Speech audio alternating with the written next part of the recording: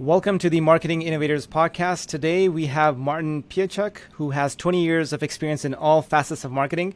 His career has been specialized in tech, SaaS, and startup fields. He's an entrepreneurial marketing executive with hands-on planning and implementation of digital and conventional marketing strategies that exceed revenue targets in corporate and startup environments. He is currently the VP of Viafoura, a SaaS audience engagement and community building platform for media organizations, as well as the president of Pinch Marketing, a digital marketing agency specializing in B2B technologies. Martin, welcome to the show. Thank you very much for having me. Nice to meet you. Excellent. So, I was really interested to hear about your background, and maybe you can get started with telling us a little bit more about yourself, your current role, and your personal backstory.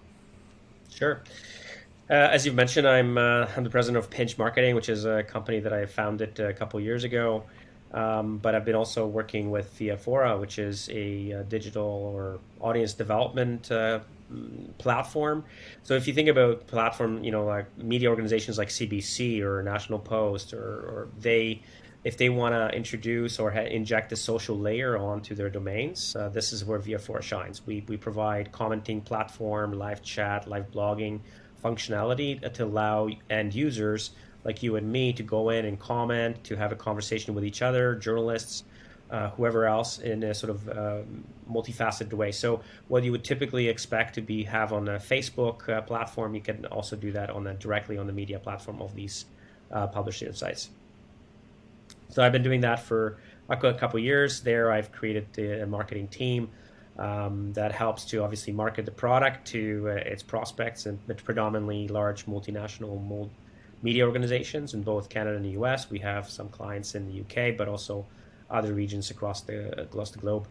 How do I get here? I've been always very entrepreneurial in spirit, but I want to say a few years back, before I was working in a very corporate environment, very formal environment, large multinational corporations. I got the calling from a friend of mine who was in San Francisco. He was doing a travel startup, and I said, hey, maybe I can do that with my friend. So me and my friend embarked on a trip to develop a Web 2.0 technology to help us find events in a city. This is before big families and kids, and where we actually still went out and enjoyed the nightlife.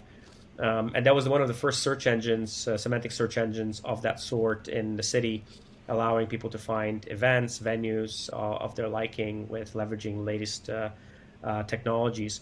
And it was a fun ride. We did it for a couple of years until something called Facebook events happened, and Yelp entered Canadian marketplace, and that was a bit of final nail in that coffin. But it was a fantastic ride. We've met a lot of entrepreneurs, a lot of engineers, business people, like-minded individuals who are really passionate about starting this path from start to seeing the labor and getting that into fruition and getting started. So that got me thinking that perhaps me working in a marketing environment for large multinational corporations is perhaps not the path for me. And so I started seeking out relationships with smaller organizations, startups, where I could really see the fruits of my labor and my team's labors, and seeing the benefit of growing and double-digit growth, and seeing the benefits of the work we're doing.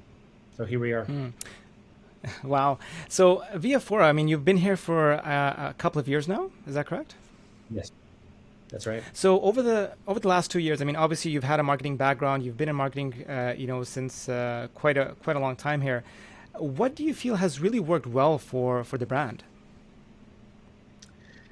It's an interesting question. I think we've probably did a lot of things. I want to call it pre-pandemic times and post-pandemic times. I think pre-pandemic times, it was a combination of tactics, traditional as well as digital.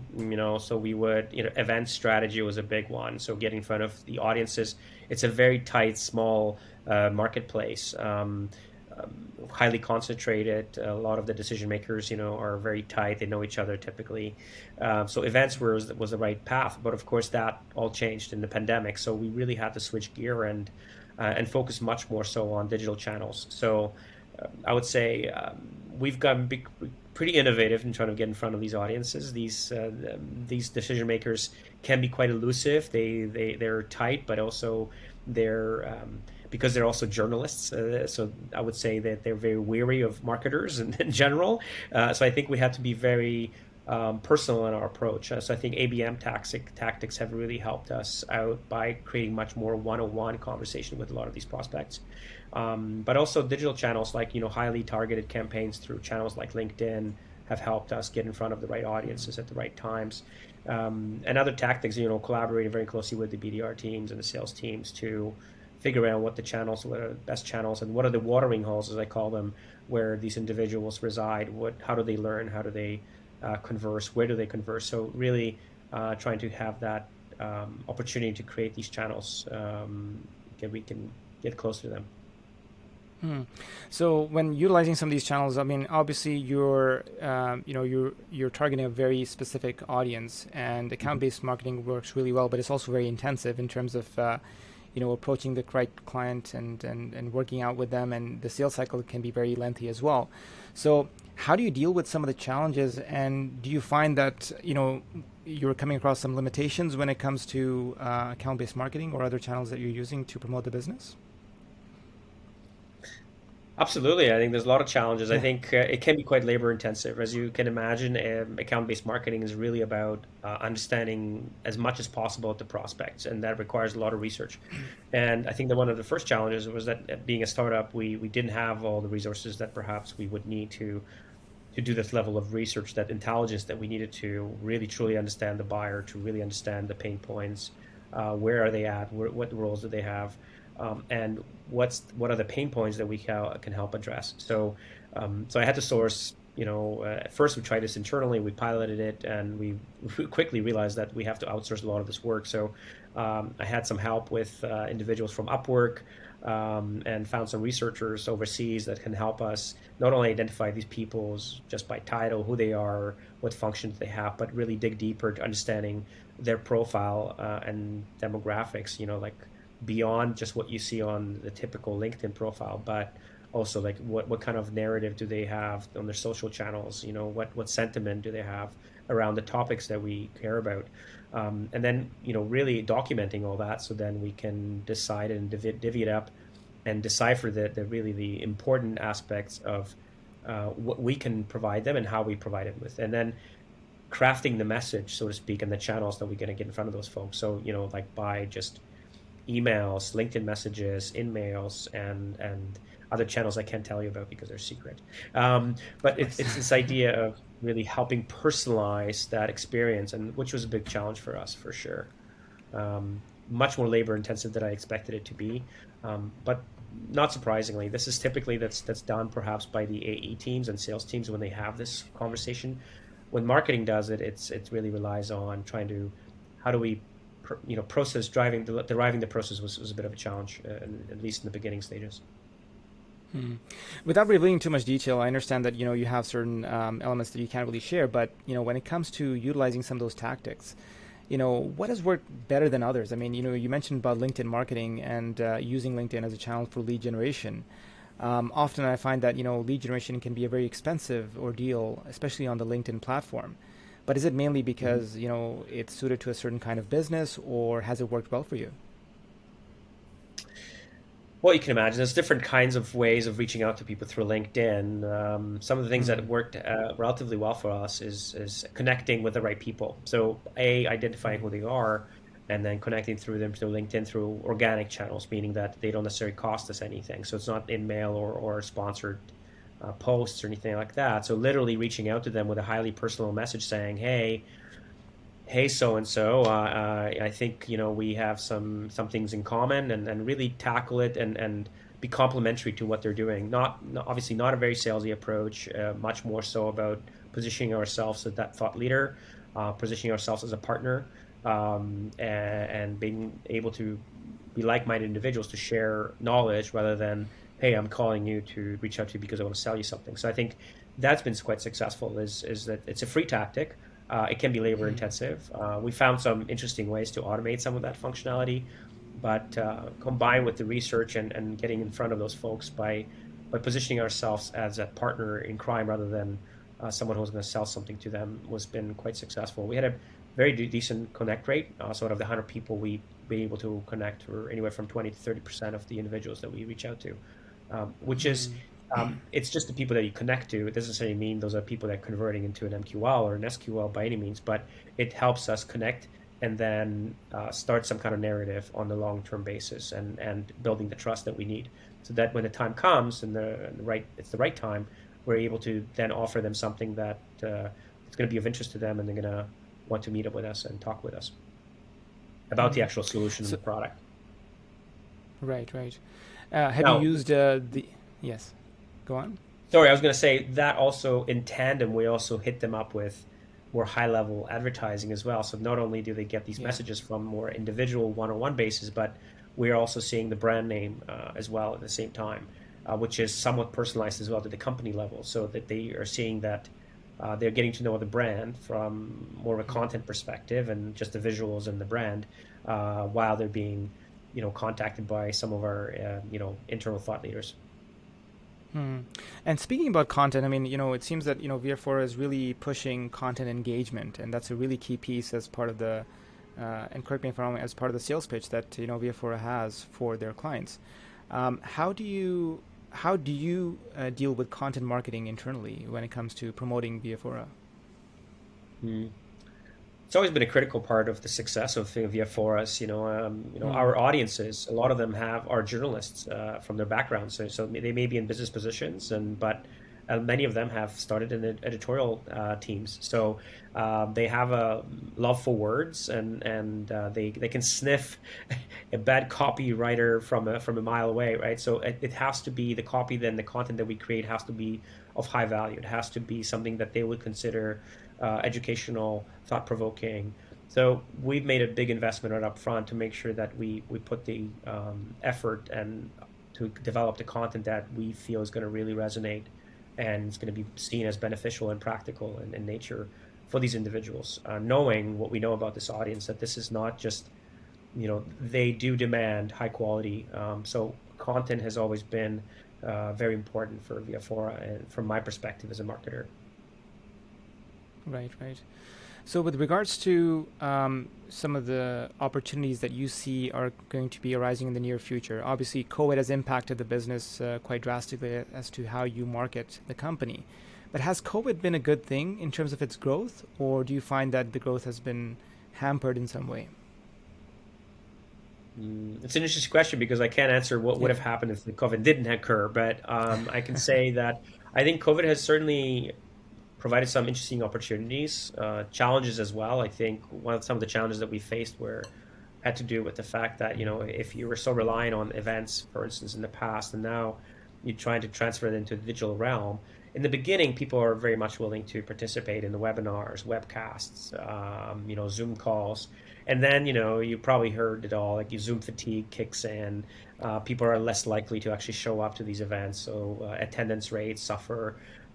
So a lot of times, what I've seen marketers do, they try to make it up by even more events that they organize. And of course, what happens is that has a bit of slippery slope and diminishing returns over time. So you can't just rely on the same tactics as you used to. So I think you have to get a little bit more innovative in how you approach them.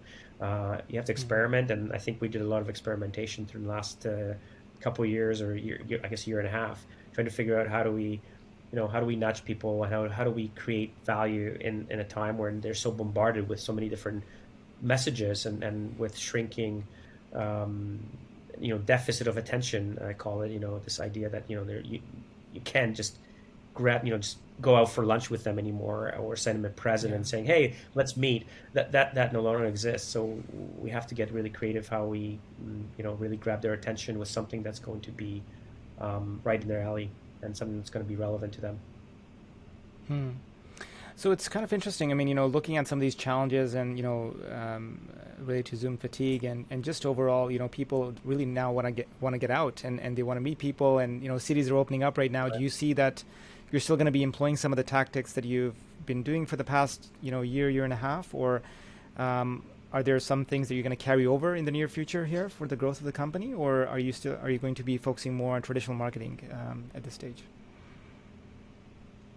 Um, I think we're probably going to experiment with doing a little bit of both. I think, right? I think we're just trying to get our feet wet again and seeing especially some of our colleagues and customers in the US. I know that they're slowly but surely reopening. I know a lot of the associations and partners we're working with, they are very much interested in reintroducing more face-to-face events, for instance, and in-person events where, so we're definitely waiting to get back into that, leveraging those channels, knowing what we know about our audiences, that they're hungry for that personal touch, that ability to connect with each other through just shaking hands and sitting in front of each other in one room. So we're definitely not forgetting about that. And I think even, things like direct mail, or calling someone, it's been a tactic that's been not necessarily forgotten, but certainly not leveraged recently. And I think we want to get back to some of the things that we've been doing in the past that I think it's going to be different. I think a lot of people are going to be coming back slowly. I think there'll be caution. And I think we'll be experimenting probably just as much as we do with digital channels. I think we'll be experimenting with the more traditional channels to see what sticks in this new world that we're facing today. And I think we're definitely dealing with a hybrid. You asked me about the future. I think if I had to predict the future, I would say that a lot of things that we've learned throughout the pandemic are here to stay. So I think we're going to be living in a bit of a hybrid model world. Like even I know that I just read this article this morning about Google saying that they're going to be decreasing people's pay of the employees who decide to continue working remotely. So I think this hybrid approach is going to be very much a reality going forward. Even the giants like Google who are saying, okay, you want to work remotely, but we're going to might have to penalize you. So it tells you that the motivation of individuals that certain things they truly love about working remotely is this, perhaps some of the freedoms that they've been given or flexibility, and some people are willing to make less money for that. So I think the same thing goes for customers that we're dealing with. I think many of them will be in a very similar boat. So I think people will be pickier about the kind of events they go to. There'll probably be fewer large major events. I think there'll be probably smaller, more intimate events where people feel a little bit more comfortable in getting into that realm. And to be personally, I'm getting anxiety when I see a movie with a concert in it. I'm getting feel like, oh my God, I can't imagine being in a big environment like that right now. It feels weird and scary. So I think the same will apply to for customers and big, large events. That's my prediction. It's interesting how. Yeah, I mean, I think it'll take some time, before things get back to whatever the normal was, before. Right, but exactly. we are dealing with a new normal right now, and I think that there's certain habits that are going to exist, and yes, I mean, people are going to be more selective about where they choose to spend their time and go, and I think it's a matter of there's been a drastic shift in behavior. We've been kind of locked in this behavior for the past 18 months or so, and it's going to take some time for us to really get out there. So yeah, exactly. But so when it comes to, I guess when it comes to marketing, obviously one of the fundamental metrics of marketing is lead generation, and you can generate leads, and sometimes it's the quality of leads that are really important, especially in your case when you're dealing with account-based marketing. You're targeting some specific accounts. How do you navigate the realm of lead generation, because it's a very sensitive area where you don't want to be spending money getting the wrong leads, and obviously it has to tie into your messaging, it has to tie into a number of different aspects when it comes to nurturing that prospect to ultimately become a customer. But you have to get the right prospect, and I'm just wondering, if you've sampled any marketing tactics that have worked well in this realm for lead generation? It's interesting. ABM is a bit of a game changer in that regard, because if you're doing mass marketing, let's say you're throwing up a webinar, it's tough to call the individuals who attend or even register as potential leads. I think maybe leads, but they're not MQLs. Then you can decide based on some other mechanisms what constitutes a marketing qualified lead. But with ABM tactics, you would say, because you did so much upfront work and so much homework about these individuals, when somebody actually reacts to some of those communications you send out to them, many times it's above and beyond what an MQL is, because those email communications are, because they're personalized, they're not coming from a marketing automation platform. They're coming from a BDR individual. So the marketing was involved in the research and preparation of what those communications look like. But it's really the BDR reaching out to those individuals as a person, not as a system. And I can tell you that a lot of times when they do reply, that becomes almost immediate SQL, because that conversation is shortened. So it's no longer about MQLs and leads. It's about those more qualified conversations. And when you call qualified conversations become usually typically SQL in my world. So any ability for the SDR to start a conversation is much more important than just an MQL. Historically, MQLs in my world have been, out of 100% of MQLs that are generated, maybe 20% get accepted by the BDR team, meaning 80% are recycled almost immediately, either because they don't reply to someone reaching out to them, or they say, I'm not ready to talk to you yet, or whatever the reasons are. But vast majority get recycled right off the bat. So making an investment and trying to is a tough one, right? It's if you're doing broad campaigns with this big sweep and trying to bring them in, chances are you have to take that into account. And so typically anywhere from 65 to 80% of those leads have to be recycled or nurtured further when they become ripened enough to be contacted and qualified as potential opportunities for the business. I think that's been the biggest shift is really with, depending on the channels you use, like the closer you are to the bottom of the funnel, the closer you are to the customer or prospect, like with ABM tactics, I think the closer you are to deriving quality out of those MQLs, especially in enterprise space. You're not dealing with millions of organizations. You're dealing with, in our world, it's the media space is highly concentrated. So it's thousands of organizations globally.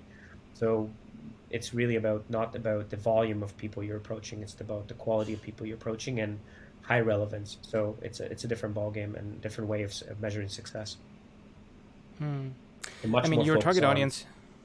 Yeah. SQLs, yeah. Sorry. Definitely. Yeah. So, your target audience, you're dealing with big media companies, Post Media, National Post. And, these kinds of companies, like traditionally, they've actually experienced kind of like a diminishing engagement in terms of, obviously they were used to publishing, printing newspapers and they've had this huge shift in terms of digitization, digital transformation. And I know that a lot of media companies are struggling to create that level of engagement and, continue their subscription levels. It seems that Viafoura is a solution to for them to actually improve engagement. How do you help them bridge that gap when it comes to making sure that they can continue to have a thriving subscriber base as well as engagement with their content? Great question. And I think that's definitely the bread and butter of what we offer at Viafoura, is this ability for these brands to develop much closer relationship with their audiences. And I think that's the bottom line. Like you said, historically, the model has been all about subscription, papers, the loyalty was very different. Subscription rates, retention rates were much higher. Now, for the most part, a lot of news is free, right? You can get it anywhere you want. Maybe it's not CBC, maybe it's not BBC, maybe it's not CNN, but you can certainly get a lot of information out there for free. So majority of news publishers are, especially if they're delivering the news through the web, they're, 90% of the traffic coming to the sites is completely anonymous. So they don't know who are those individuals. And many of them will come once, maybe twice, but they never come back again. So they've been relying on figuring out, how do we bring those people back? So great content is obviously one, right? That's something that great publishers have been known to do for years. That's not a question. But what they've been struggling with perhaps is, how do they retain the attention that they need of the same audiences while you're competing with free content out there. And one of those solutions in the meantime was social media. And I think what Facebook brought to the table, what brought to the table is allowing people to access the news through their social channels. And the challenge, however, with that was that now that conversation around your content is taking place elsewhere. It's not taking place on cbc.ca or nationalpost.com or whatever. It's taking place on Facebook. So all this intelligence and this conversation and this community that's being built around your content is taking place away from your own domains. And so you can't really get the benefits out of that. And the benefits out of that you get derive out of it, is the ability to build the right habits with the audiences, to build an audience that's highly loyal to the content, ability to customize the experiences and personalize those experiences for those audiences so they keep on coming back. So and what we found through our data is, and more importantly, that the actual data that comes out of it, the intelligence that you get about these users.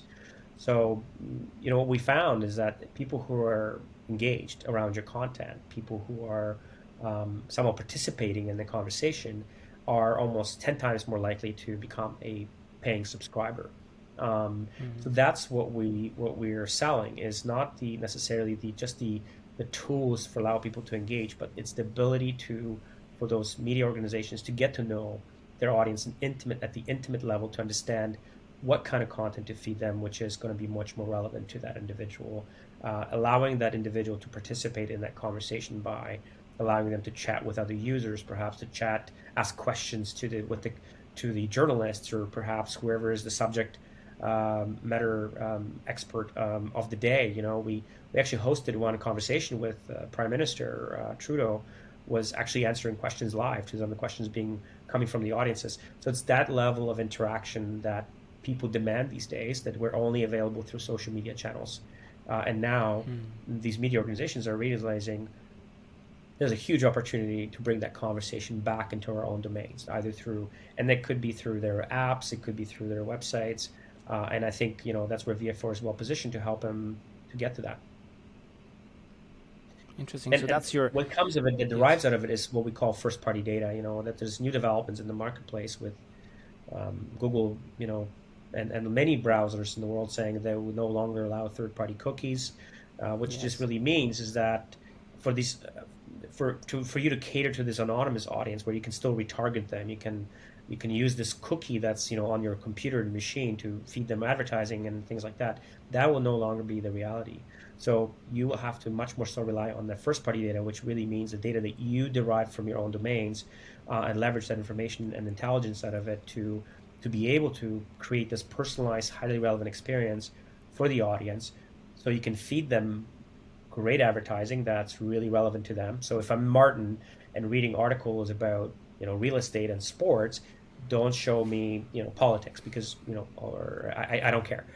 So I think it's really about that level of personalization that people demand, especially when they don't have much time, and they want to see things that are highly relevant to them. And I think Viafoura is very well positioned to allow these media organizations to really transform and allow that channel to occur, and allow that conversation to take place. Yeah, actually, that was going to be my next question, is, how are you going to be dealing with some of these restrictions as far as, these platforms that are now coming up with, especially what's happening with Facebook and Apple and so forth, where you are not able to share the data using cookies and so forth. So it's challenging for you to actually track user behavior, and that data is extremely important, especially if those conversations are happening elsewhere.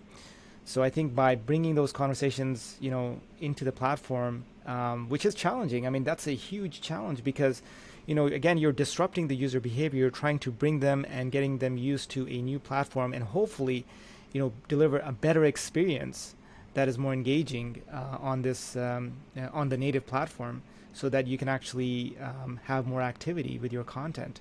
That's a huge challenge when it comes to disrupting user behavior. And I'm sure that there's a lot of things that you're actually doing to address that challenge. I can't give you the whole secret sauce, but I can tell you we have, throughout many iterations of the product, and working very closely with our partners and publishers, and its users, and just observing what's happening and how people are conversing, what are the expectations, was critical for us to figure out like how to create that stickiness, and how to create value. I think people are much more demanding in terms of what kind of experiences they demand. They've learned through interacting on social media and the kind of interactions they want to have with other users and content creators. And I think that's not going to go away. So by the bare minimum is that you need to, as a publisher or media organization, you need to be able to give your user that power to be able to be part of that your own brand. And there are different vehicles to do that. And I think that Viafoura, we've been able to figure out what those features that deliver that experience, that social layer that the users can have.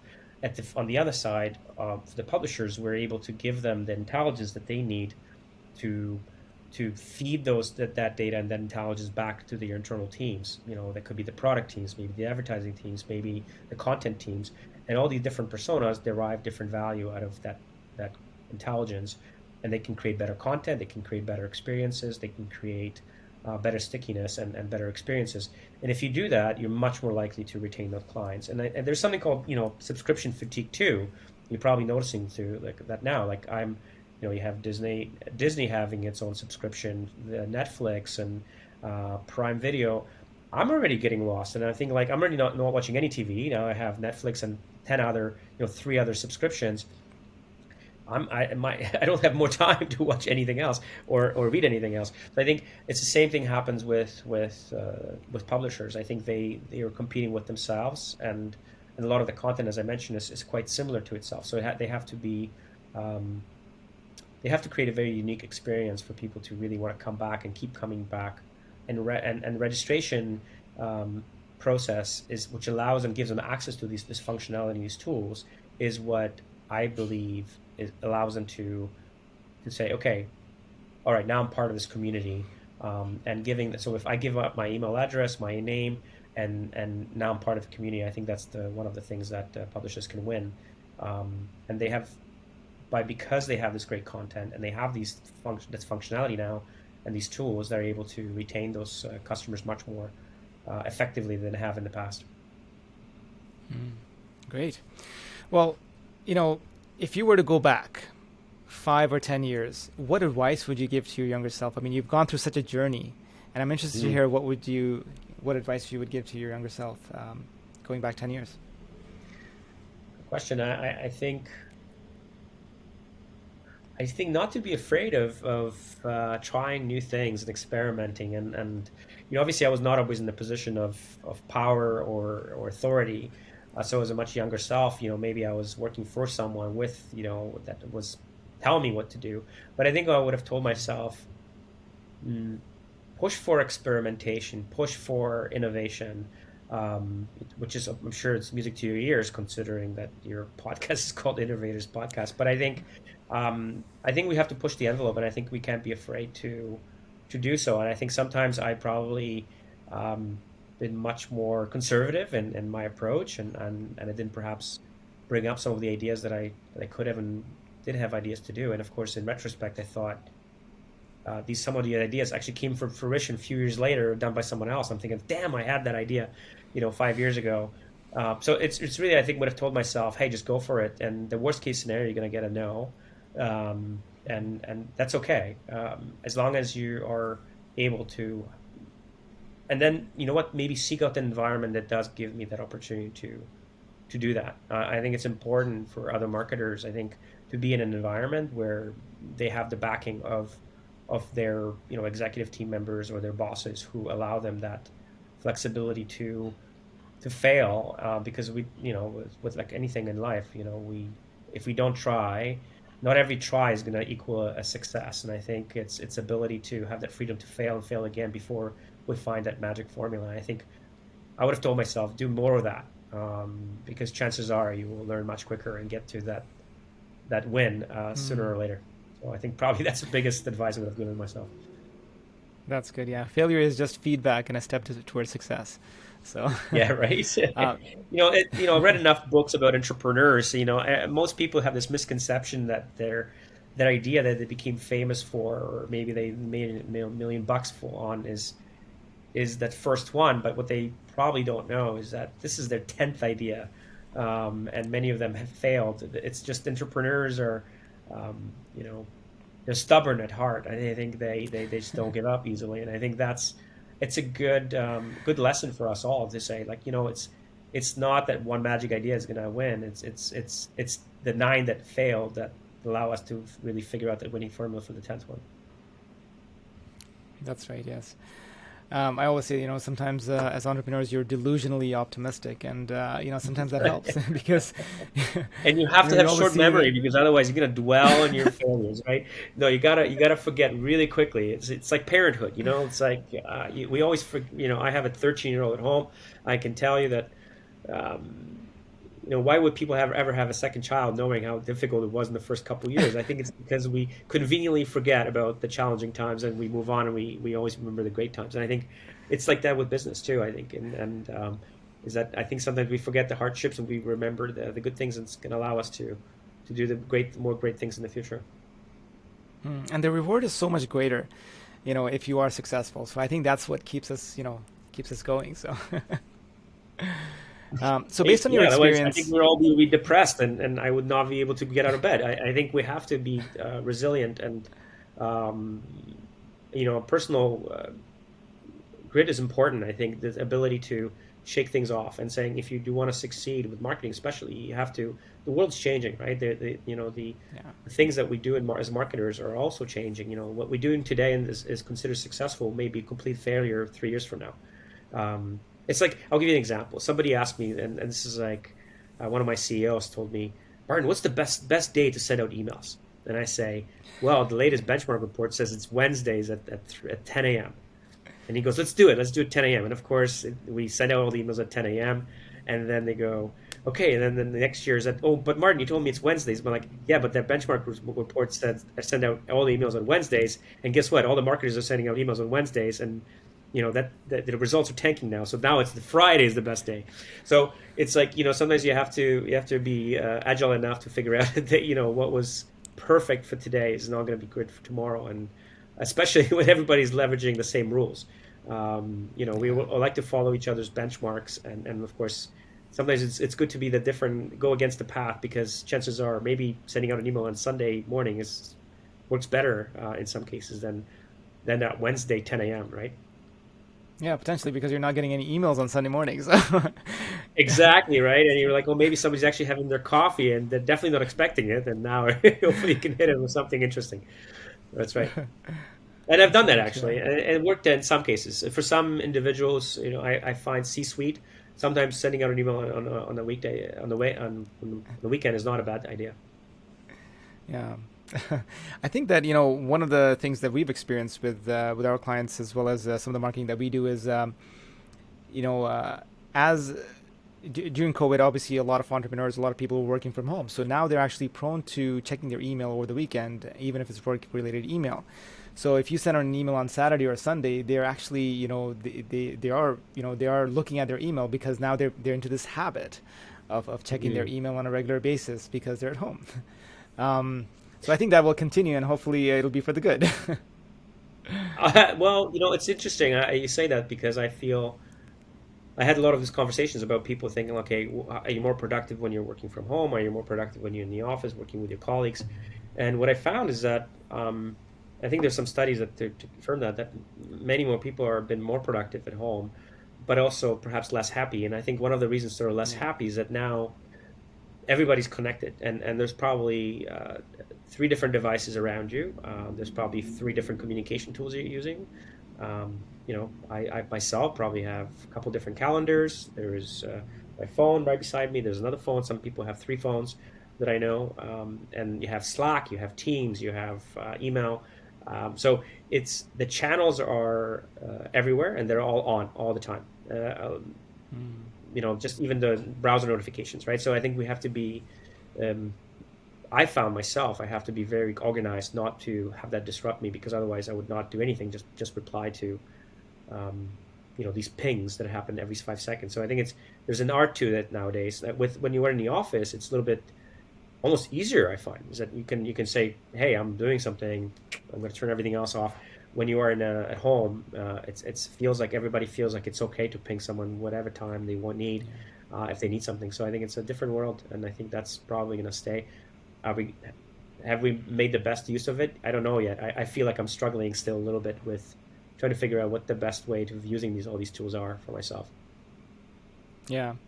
I mean, it was interesting. I was reading a study, as during COVID, the first 3 to 4 months, productivity for remote workers skyrocketed. I mean, everyone was actually performing really, really well for those that actually had systems and tools in place to be able to work remotely. And, part of that was also fear related because, people were worried about what's going to happen with the company, what's going to happen with their job. And I think that was another key factor because a lot of people were also getting laid off, and there was all kinds of things in the news that were instilling fear in us, and then essentially the performance kind of plateaued, and then it started tanking. And I think over time, as you get used to the environment, it becomes challenging to sustain the productivity, and you get used to some of the interruptions. And at home, obviously, there's a different mindset than when you go to a workplace, and it's interesting, but I think different people behave, differently too. I mean, some people still prefer to work at home and they like to be in their PJs, but others do want to come to the office on a regular basis and continue working from the office just because of that mindset shift. So, but absolutely, I think it's extremely healthy to have a change in environment. Yeah. Absolutely. I think there's pluses in both. I have a feeling, I think I mentioned it earlier, that hybrid model, I would foresee that some people, I would love to go back to be in the office environment, in a boardroom setting, especially when we have brainstorming sessions or collaborative sessions where we can feed off each other for like brainstorming ideas for future campaigns, or perhaps planning for different quarter and different year. I think that collaboration is so very critical for us to be able to be very close to each other. It's difficult to do that in a virtual setting for sure. Absolutely. On the other hand, you don't want to know what I'm wearing behind this shirt, right? Like I'll probably having shorts, but I won't tell you. But I think that, but I think there's a certain element of that I definitely enjoy, that freedom that I can wake up if I needed to. I can wake up at 8 and be working at 8:01. That's right. And not having to commute an hour a day. So I think there's benefits and to both sides of the spectrum. But I agree. I think I would love to go back to the office, but I will also have to have like maybe a couple of days where I have the freedom to be at home as well. So I don't know. We'll see what happens in a few months. So to end off here, Martin, based on your challenges and experiences that you've had in your marketing profession, what is the one big takeaway that you can give to our audience and our listeners here that would be useful to them? Through my whole career, you mean, or just through this? Yeah, I mean, in terms of the development of your career, in terms of what has worked, in terms of marketing, what would be the one big takeaway that you can give to our audience? I think I've hit it on this already. I would say, don't be afraid to experiment and get yourself an environment or work with individuals that are like-minded, that foster innovation, that foster experimentation, that really are welcoming of that. I think that's what's going to drive new innovative ways of doing marketing. And I think I've learned quite a bit as a result of that. The other one is surround yourself with people that are smarter than you. I mean, as a marketing leader, I've found myself to be, really in a great company by working with individuals who are way better experts in certain areas and I can learn from them. I can be their guiding light perhaps, but at the end of the day, they're way better at the job than we do. And don't be afraid of that. Like, I think a lot of people or individuals are perhaps afraid of hiring people who maybe perceived to be threats. I feel like, no, I think welcome as many great individuals as you can. As a group collaboration, you're going to deliver way better results, I think, than you could otherwise by yourself and just by having people to do what you tell them to do. So surround yourself with people who can challenge you and to do a better job, and they usually will come up with great ideas as a team. Excellent. Martin, thank you so much for being on the show today. Where can people find out more about yourself and contact you online? Well, there's something called LinkedIn. Just look me up. So, yeah, connect and let's have a conversation and let's connect and hopefully share some thoughts and ideas. But thank you again for reaching out, Mouneeb. It's been fantastic having a conversation with you. So much appreciated. Excellent. We wish you the best of success and take care.